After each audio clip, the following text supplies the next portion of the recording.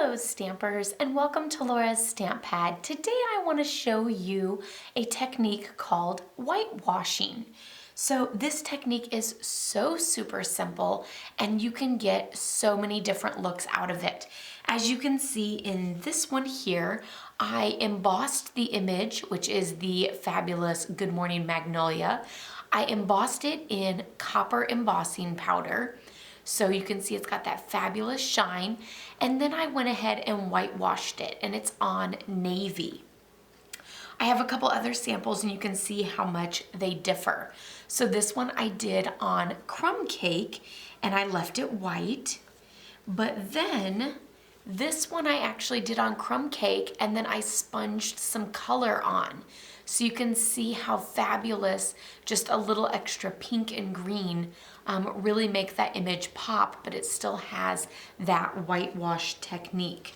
Then I just had to do one more where I had already had green leaves because I did it on green, but then I whitewashed it for the flower and then added a little pink back. So super, super gorgeous. So I'm gonna show you how I did that.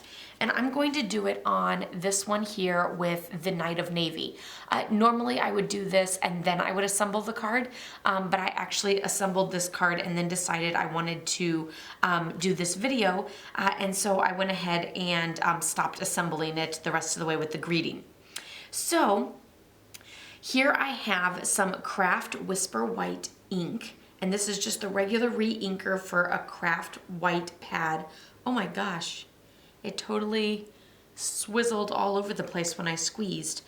So I'm just gonna use a little dab of that on a clear block, and then I'm going to use an aqua painter. So I'm actually gonna add a little drip or so of that. We don't want a ton of water, but I wanted to kind of drown it out just a little bit. There you go, you can see it a little bit better. There's a glare.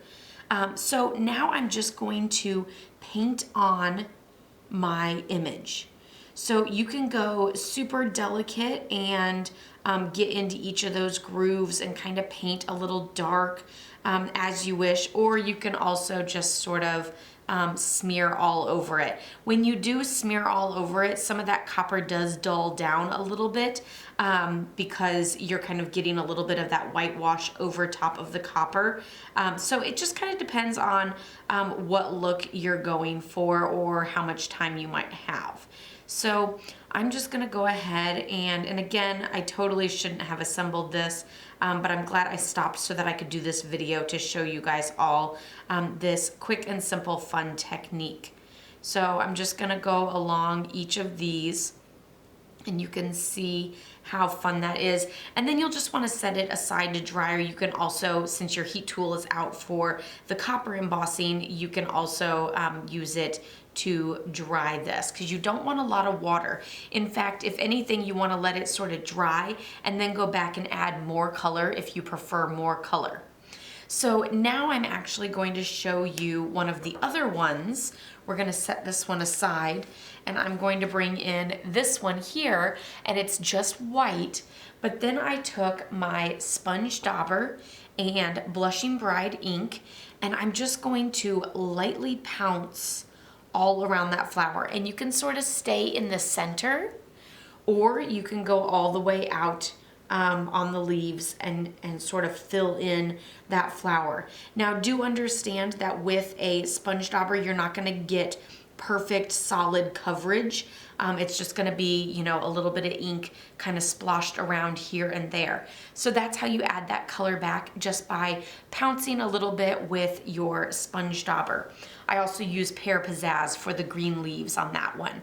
So super, super cute. Let's bring back in all of those original samples and you can see how fabulous it is to do the whitewash technique. So I hope you try it out at home, and of course do let this dry fully because otherwise, you know, that white will then sort of glob off on you because it does take a little bit of time to dry. So you can check out all the pictures of these on my blog, laurastamppad.com, as well as other fabulous techniques.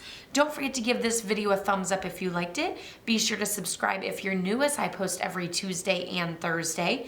And hit that bell so you get a notification when I do post. And I'll see you guys all next time. Happy stamping. Bye-bye.